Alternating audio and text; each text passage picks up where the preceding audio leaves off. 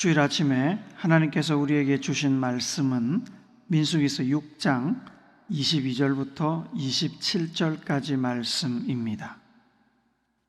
교독하시겠습니다. 여호와께서 모세에게 말씀하여 이르시되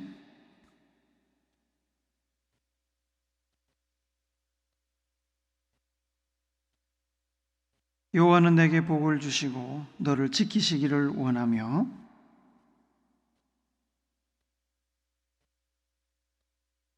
여호와는 그의 얼굴을 내게로 향하여 드사 평강 주시기를 원하노라 할지니라.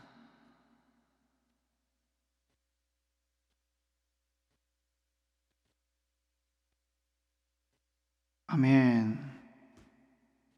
오늘 우리가 읽은 본문이 포함된 민수기서의 이름은 두 번의 인구조사를 통해 이스라엘 백성들의 인구수를 파악한 일에서 나온 이름입니다. 하나님께서 모세에게 인구조사를 실시하라는 명령으로 민수기서는 시작합니다.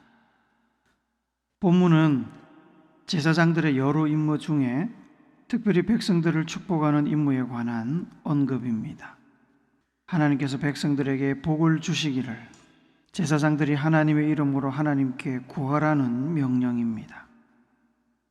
백성들을 위해 공적으로 복을 비는 일은 아무나 할 수 없는 특별한 권리입니다. 하지만 특별한 권리에 앞서 하나님의 백성들을 위해 제사장들이 제대로 수행해야 할 임무입니다. 제사장이 공적으로 복을 비는 축복기도와 우리가 일상적으로 하는 축복기도는 구별할 필요가 있습니다. 본문에서 언급하는 제사장의 축복기도는 제사나 공적인 모임에서 행해지는 공적인 절차 중에 하나입니다. 제사장에게 주어진 역할입니다. 오늘날 예배 시간에 마지막 순서로 하는 목회자들의 축도와 비슷합니다. 반면에 일반적인 축복 기도는 사적인 영역이며 누구나 할 수 있습니다. 부모가 자식을 위해, 스승이 제자들을 위해, 성도들이 이웃 성도들을 위해 복을 비는 것은 언제나 어디서나 가능합니다. 이러한 사적인 축복 기도를 못하게 하는 교회, 교단, 교파는 없습니다. 그것은 구약시대에도 마찬가지였습니다. 그때도 부모들은 자식을 위해, 스승은 제자를 위해, 이웃은 다른 이웃을 위해 복을 비는 기도를 했습니다. 보통은 이렇게 생각합니다만 일부의 사람들은 공적인 영역과 사적인 영역을 구분하는 것을 반대합니다. 그리스도인이면 누구나 언제나 어디서나 복을 빌 수 있다고 주장합니다.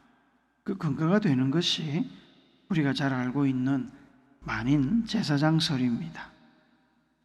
베드로전서 2장 9절에서 베드로 사도는 그러나 너희는 택하신 족속이요 왕같은 제사장들이요 거룩한 나라요 그의 소유가 된 백성이니 이는 너희를 어두운 데서 불러내어 그의 기이한 빛에 들어가게 하신 이의 아름다운 덕을 선포하게 하려 하심이라 라고 말씀하십니다. 예수님의 십자가 사건과 부활을 통해 새롭게 시작된 믿음의 세계에서는 예수님을 믿는 모든 사람들이 택하신 족속이고 왕같은 제사장이라고 선언합니다.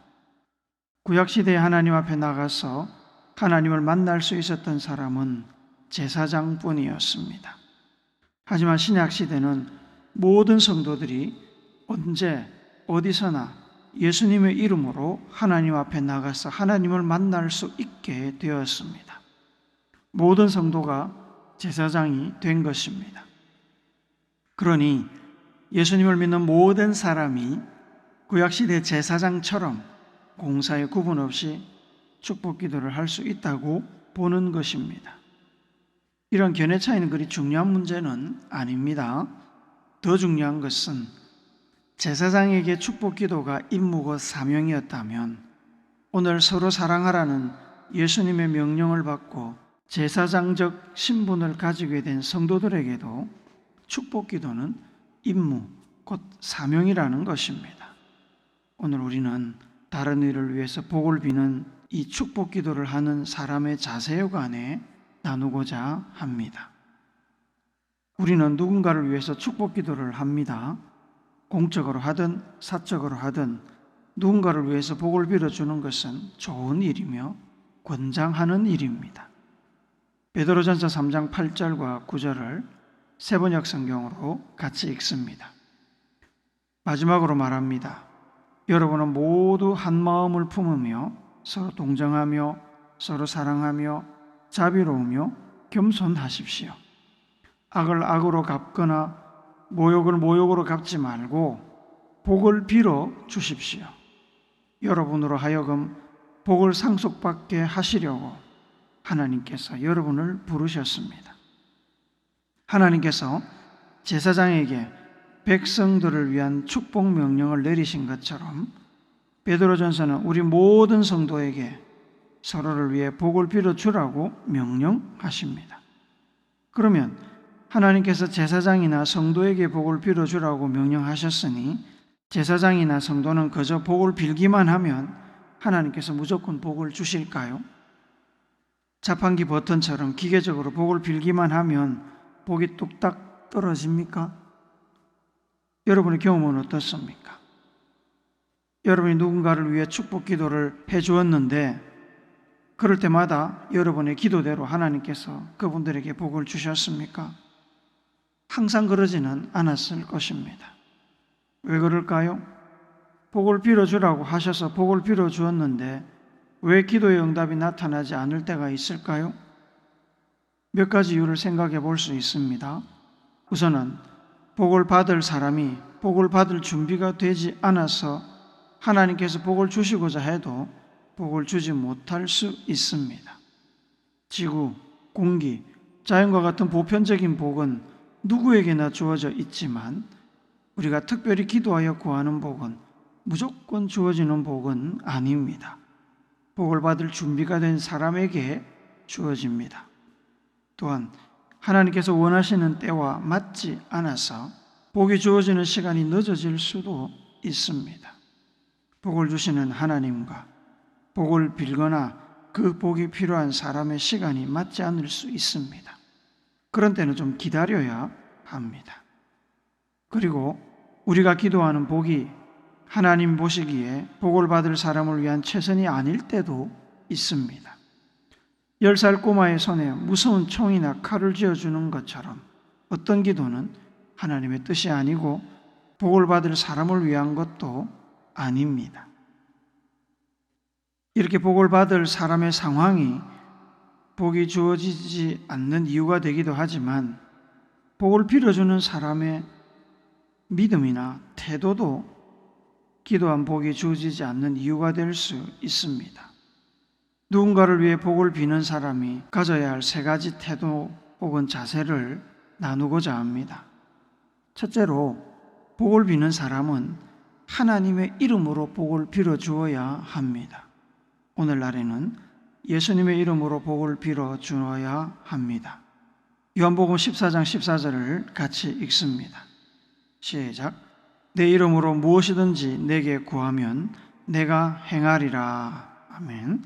예수님께서는 예수님의 이름으로 기도하라고 하셨습니다. 하나님께서도 본문 민수기 6장 27절에서 뭐라고 하셨습니까? 그들은 이같이 내 이름으로 이스라엘 자손에게 축복할지니 내가 그들에게 복을 주리라. 하나님의 이름으로 복을 빌면 복을 주시겠다고 하십니다. 하나님의 이름으로 복을 빌라는 말씀은 복의 주체가 누구인지를 분명히 알고 기도하라는 뜻입니다. 성경은 복을 주는 주체가 하나님 한 분뿐이라고 말씀합니다. 모든 복은 여호와라는 이름을 가지신 하나님에게서 나옵니다. 그러므로 누군가를 축복하는 사람은 그 복이 어디에서 오는지를 알고 반드시 복을 주시는 분의 이름으로 기도해야 합니다. 그래서 하나님께서는 오늘 본문에서 여호와는 내게 복을 주시고 여호와는 그의 얼굴을 내게 비추사 여호와는 그 얼굴을 내게로 향하여 드사라고 여호와의 이름으로 복을 빌라고 명령하십니다. 다른 이름은 없습니다. 다른 이름으로 기도하면 그것은 신성모독이자 영적인 간음입니다. 기도뿐만 아니라 삶의 모든 면도 그렇습니다. 어린아이 하나를 영접하는 것이 예수님을 영접하는 것이라고 하셨는데, 그것은 예수님의 이름으로 행하는 조건이 붙습니다. 작은 인원이라도 모이는 곳에 예수님께서 함께 하신다고 약속하셨는데, 이것도 조건은 예수의 이름으로 모이는 것입니다.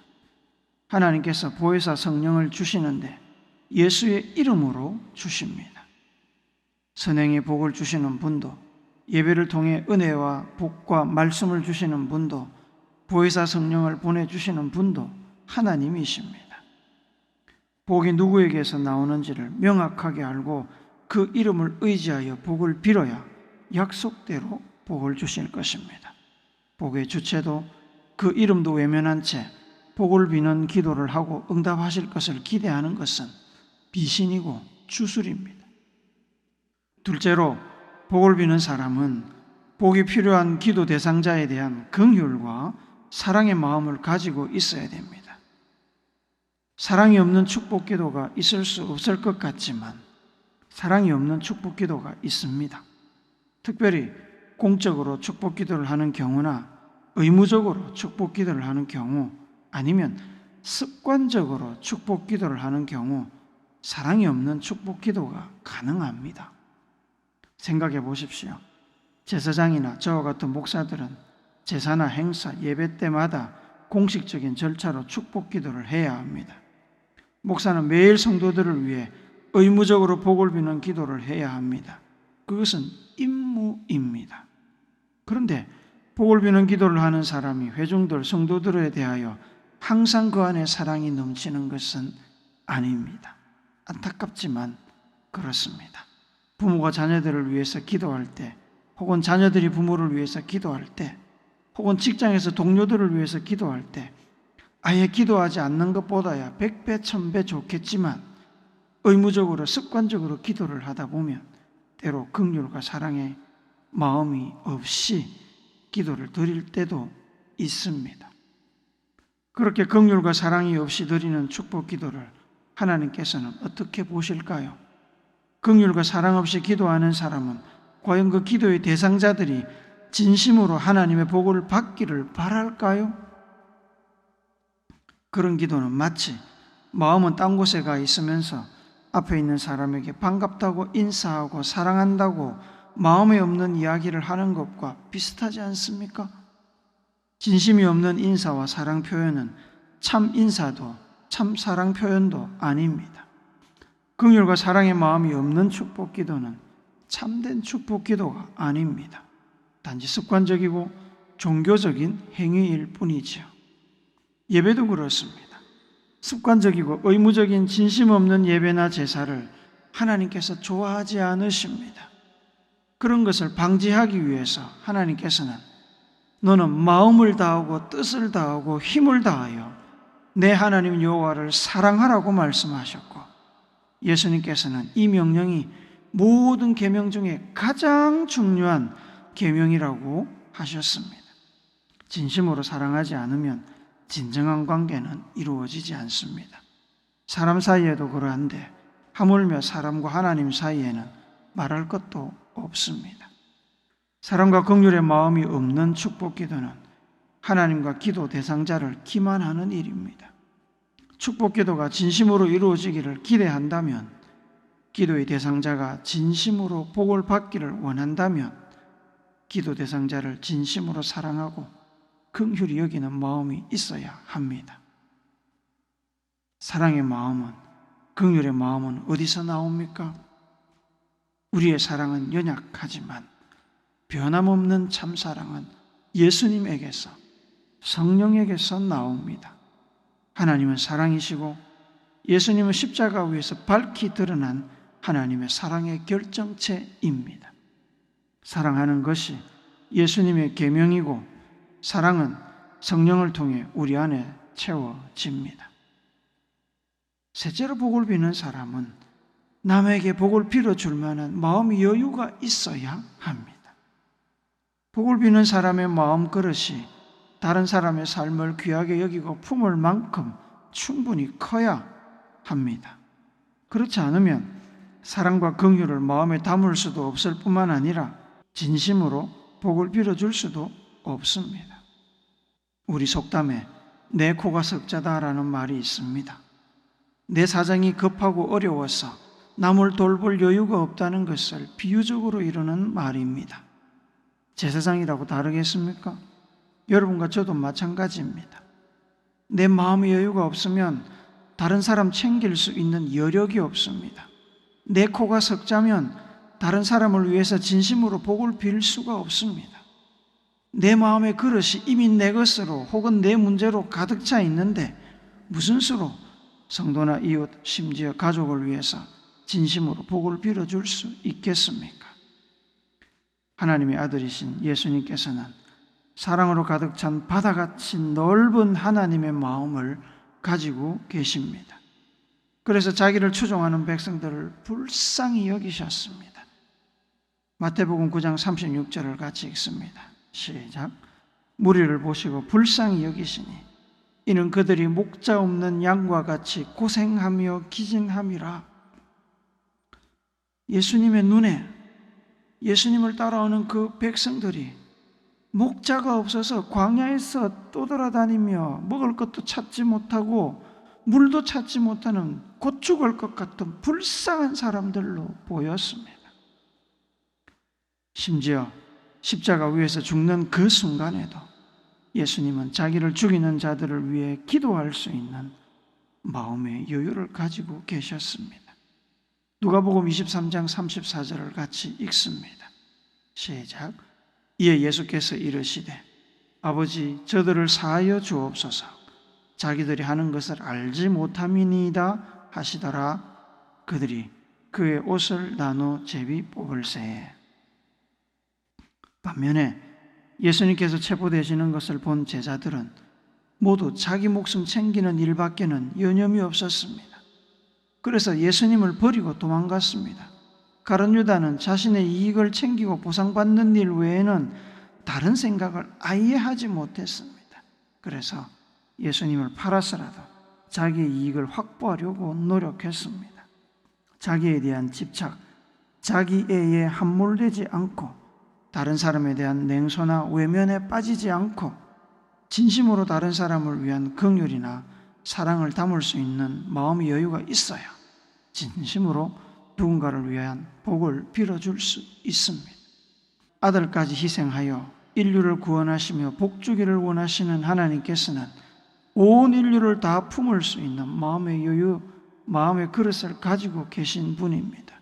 하나님께서는 하나님을 닮아서 사랑과 긍휼을 담을 수 있는 여유가 있는 사람의 진심 어린 기도를 기뻐하시며 들으시고 하늘 창고를 열어 기도대로 복을 주십니다.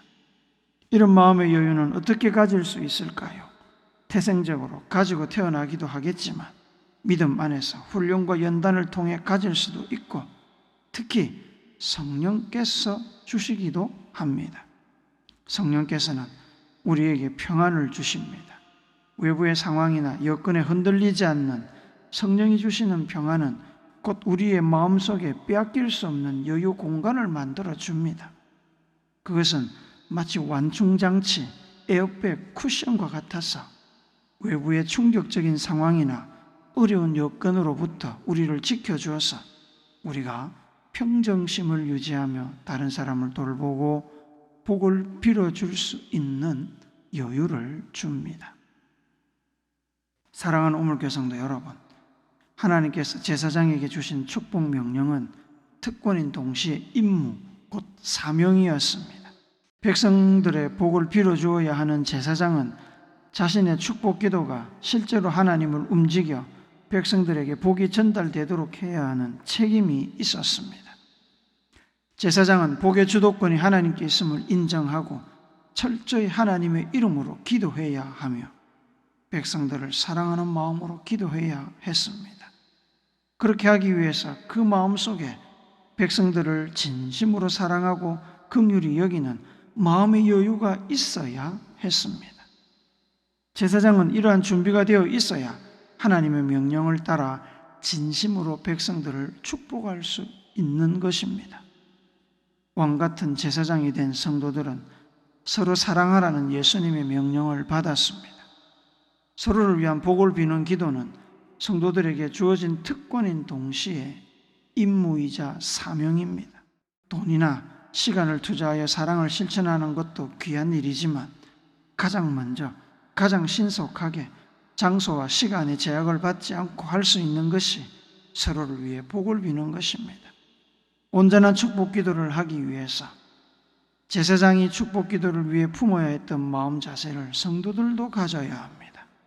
제사장들에게 진심 어린 축복 기도를 기대하시고 기도를 따라 복을 주신 하나님은 성도들의 진심 어린 축복 기도를 기대하시며 기도를 따라 복을 주실 것입니다. 믿음의 공동체는 서로 사랑하는 사랑의 공동체가 되어야 하는 것은 두말할 필요가 없습니다. 사랑의 공동체로 성장하기 위한 첫 출발은 서로를 위한 진심 어린 축복 기도일 것입니다. 우물교회 공동체가 진심으로 서로를 위해 복을 비는 사랑의 공동체가 되기를 사랑으로 십자가를 지고 부활하신 주 예수님의 이름으로 축복합니다. 아멘.